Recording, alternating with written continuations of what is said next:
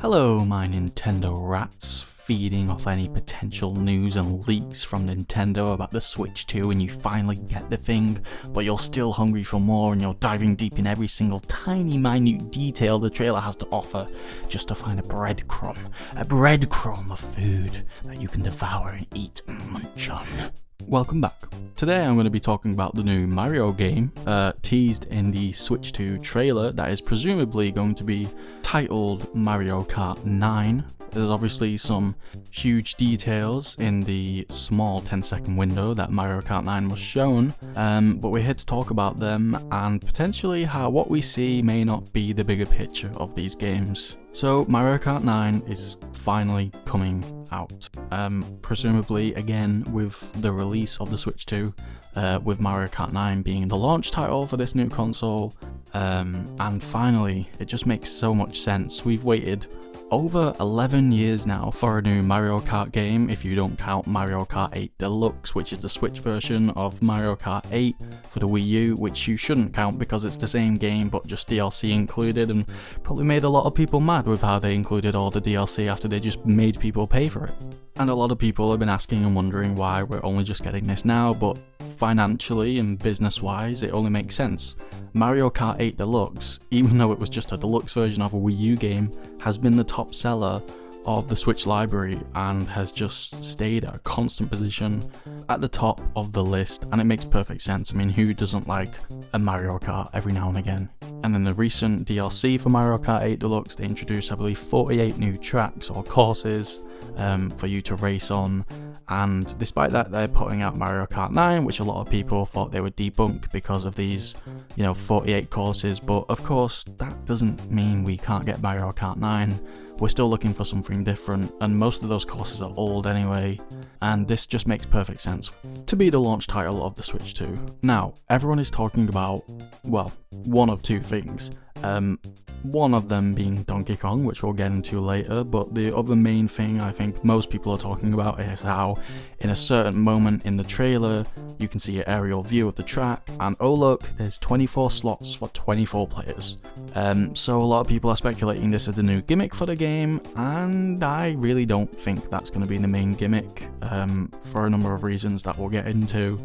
But first of all, can you just imagine 24 players at once and the chaos that is going to cause? And of course, Mario Kart is just purely based on chaos, even though skilled players will probably agree. It's just a look game, it's for fun, it's never been about competitive esports or anything like that, of course. It's just a bit of family-friendly fun.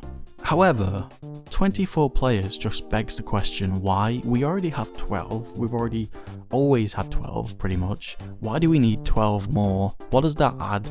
And is it just going to make the game really annoying?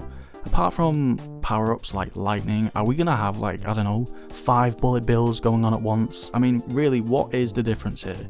I mean, whether you come 12th place, 14th place or 20th place, why does it matter? That's still going to probably be just filled up with the majority being NPCs or CPUs that you don't even care about. I mean, if you're, sat in a room together with your friends, chances are you don't even have enough players to fill the room anyway, and you're just going to fill up the majority of spaces with NPCs, so why would people want 12 more of those? It just seems like it doesn't add anything to anyone's personal experience of playing the game.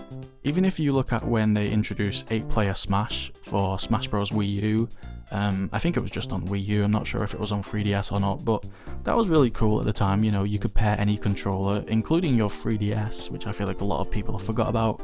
You could actually connect your 3DS and use it as a controller for Smash Bros. For Wii U. It was really cool for about maybe one session. Let's be honest, who did that more than once? How often do you have 8 people in a room all needing controllers wanting to play Smash Bros? Again, you just fill those places up with NPCs, you try it once, never again, because it's just a bit too chaotic. For a game like Smash or Mario Kart, there's just too many players. And again, that was 8-player Smash. We already have 12-player Mario Kart. What does adding 12 players even do? As well as that reason of, 24 players just kind of being pointless, I don't think this is going to be the main gimmick of the game. I can definitely just see this being its own mode off to the side that you can choose if you want to, but default races on default courses do not have 24 players. And the other reason for this is if you look at the trailer, you've got those 24 places, probably, unless that's for just decoration, which is another possibility as well, if that track's just, I don't know, based on a famous race course and there's just 24 slots, but let's just presume right now that mode does exist and there's 24 players. Mario Kart has always been about introducing and bringing back old tracks from other games, which Nintendo do have to recreate. Obviously there's a lot of upscaling with every game, but if there's anything the recent 48 tracks has taught us in Mario Kart 8 Deluxe DLC, it's that Nintendo, when they bring back these old tracks, they're not willing to, I don't know, put as much effort or attention to detail in these. Most of these tracks were highly criticized for being quite lazy or worse than their original counterparts. And you have to ask yourself the question, can you really see Nintendo recreating all of these tracks? Again, we're talking about 75% of the game here, recreating that all to make all the tracks wider and therefore all the consequences that come with that action of making the track wider to fit 24 players. And then again, why? I just can't see them doing that. If 24 players are in the game, I really believe that will be its own mode on its own. And I think that's so appropriate. Again, this gimmick is just limited.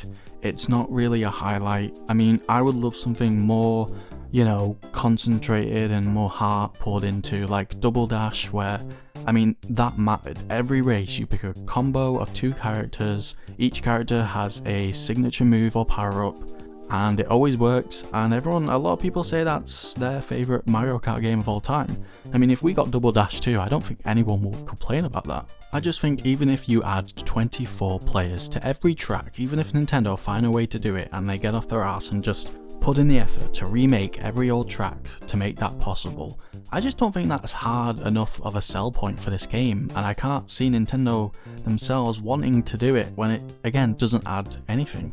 Mario Kart 8, and therefore Mario Kart 8 Deluxe, did introduce a new, mechanic.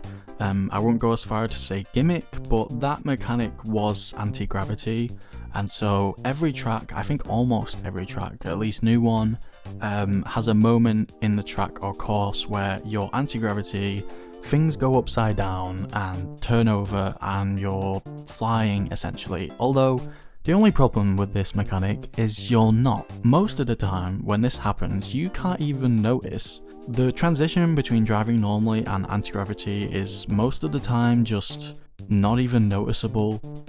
Most of the time the track is just shifts, so everything's upside down anyway, therefore everything's the right way up, so going upside down really doesn't change anything. It's not like mirror mode where it's a clear difference.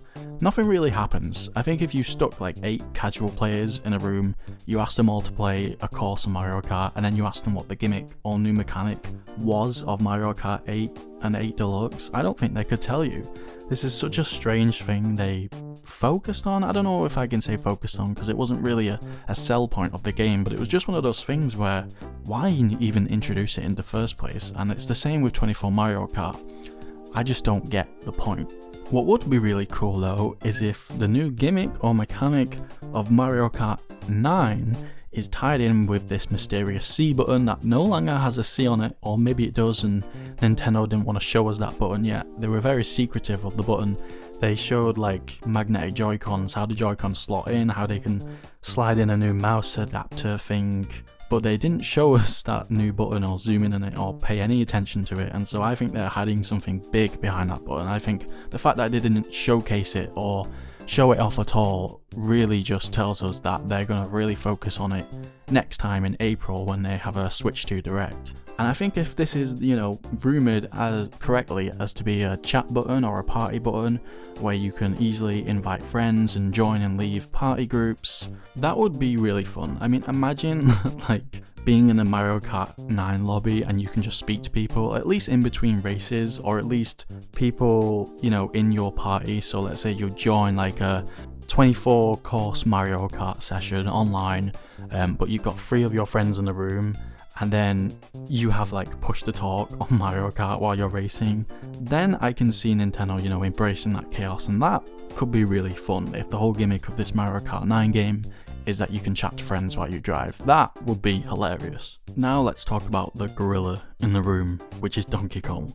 He obviously looks, as many people have pointed out by now, so different than what he normally looks like. And this has really just got me so confused. You can't take a character this well recognized, this popular, a character that's just been released in a remake and a remaster of an old game, only just on the Switch, and completely change how he looks. I see a lot of people online saying this is them sort of trying to make the movie versions of the characters canon and leaning into that. I'm sorry, this Donkey Kong looks nothing like the one in the movie at all.